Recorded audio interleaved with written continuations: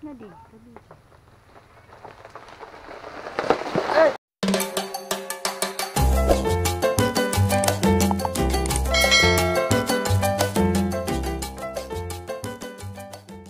Magandang umaga mga kaibigan. Ngayon po ay share ko po sa inyo itong ano ko. Ito po yung saging saba at nakikita nyo, mayroon na siyang hinog sa taas. So mga kaibigan, sigurado ako na sira po itong saging saba na ito ay mayroon po itong sakit, nasa 90% po. At ngayon mga kaibigan, at harvestin natin. Wala. Hata, Gumadiri ka masinga diya. Lang ka. Oh.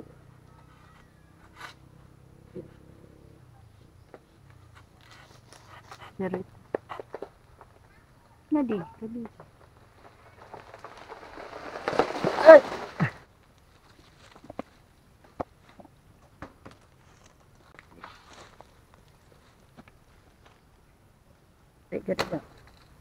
Ito mga kaibigan, at makikita nyo, meron siya mga itim-itim dito. Kaya nasa 100% po mayroong tama, mayroong sakit tong saging nito. Ngayon tingnan nyo, tanggal tayo ng isa.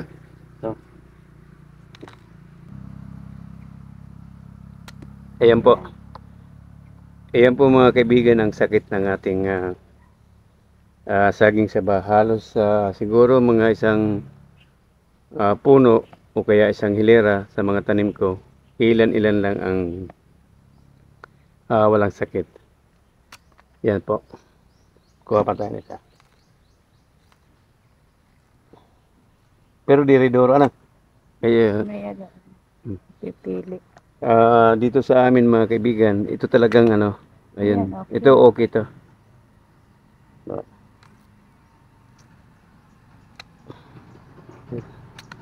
Ayan, yan po. Yung ilan-ilan mayroon ka pa rin mapipili. Pero ito mga kaibigan, pakikinabangan lang po ito para po doon sa ano po sa mga manok, pahinugin ko at saka sa baboy hindi ko po binibigay, sa manok lang po. Ayan. Dito sa amin sa Bisaya ay sayang po, napakarami, halos siguro pag mga saging saba, swerte po kayo pag nakakuha kayo ng matino. Kaya kailangan natin gamutin para pakinabangan. Ayan.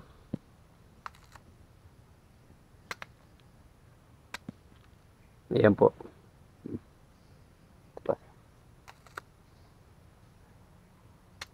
Ayan. Ipaggalaw.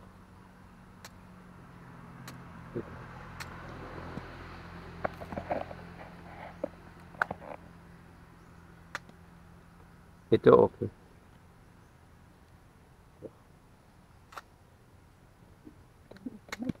Ayan. Kaya sayang mga kaibigan, napakaganda pa naman ang ano. Ito. Laki. Ay ito. Sayang mga kaibigan, napakaganda pa naman ang buwig. At hindi pa kikinabangan. Ay napakamahal pa naman ang saging ngayon. Ito.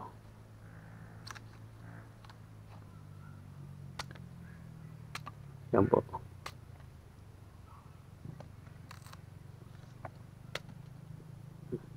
Ayan. Ito.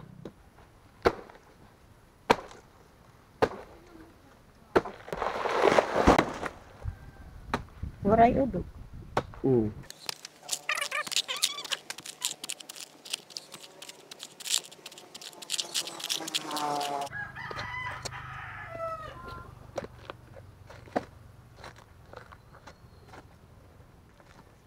Mga kaibigan, ito po yung asin. Iyan lang po ang gamutan at lalagay natin dito.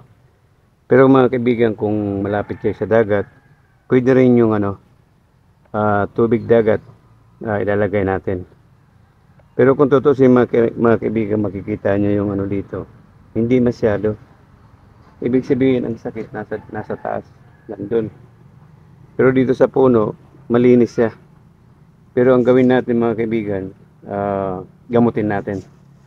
Mga kaibigan, ito lang po ang pagkaalam ko na panggamot dito sa ano natin. Wala namang mawawala mga kaibigan, kailangan natin i-try. I-try lang natin mga kaibigan para kung anong mangyayari, kung anong magiging resulta sa susunod na mga bunga. Tama na yan.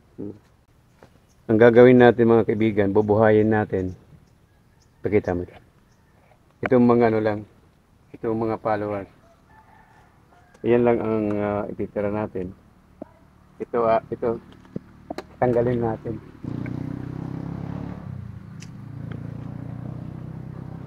Mga kaibigan, ganun lang po ang pamamaraan sa paggamot ng sa mga saging saba na mayroong mga sakit.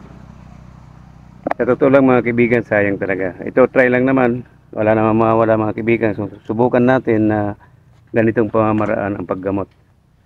At mga kaibigan, hanggang dito na lang po. At sa susunod, i-update ko lang kayo kung anong mangyayari dito po sa followers. Ito po.